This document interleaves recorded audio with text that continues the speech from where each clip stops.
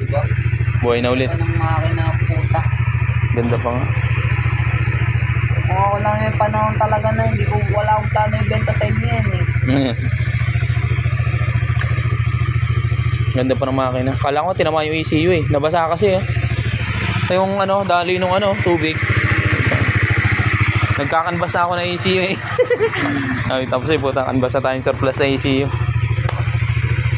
Nanalo ka na naman sa nabili mong motor. Tuntuhan si Tapsoy. Kung binata lang naman talaga yan.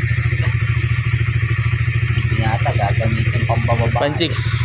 Ay, idol ka niya kuya eh. Yan, si kuya, yung mayari niyan dati. Panchicks lang yan eh. Ano yan? Huwag pindutin. Ginamit ko yung pansundo Nanin. sa asawa ko kasi ito, panchicks mo lang. Payutan. Nag-aalit tuloy yung Motor mo. Ayos na. Di, pero ano, naiiyan mo na siya? O okay na rin yung cable? Ito. Piltan niya. Rin. Ay, hindi pa pala napaltan.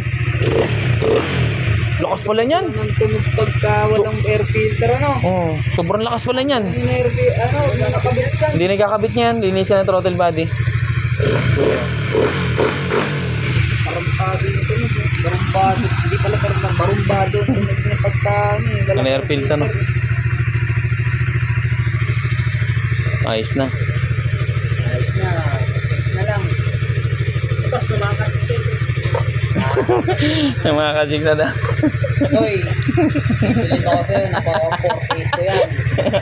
Si kuya, yan. Ang mayari niyan dati si kuya. Ito yan. Ewan Ito lang yung sa kalapit namin. Pag ikaw ano mo yan. Galing-galingan mo lang magpreno.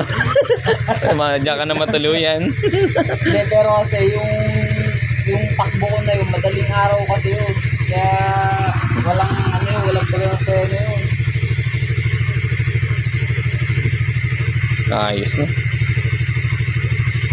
Pero hirap ako gumamit sa ganyan. Mas mga line ako eh. Punta ko naman ng Vega. Butterfly. Oo, pwede. Para, Gamitin mo isang araw pag ganyan sa mga switch. Dali mo sa trabaho. oo, hiramin ko talaga yan. Gamit-gamit. Ano ko yan, ipopost ko yan. Huling ride. Kasi, Pag ka malungkot, andito lang naman yan lagi. Pag kulangan mo siya, gamitin mo. Naibenta ko na sa yan, hindi ko man lang na ilong ride ko.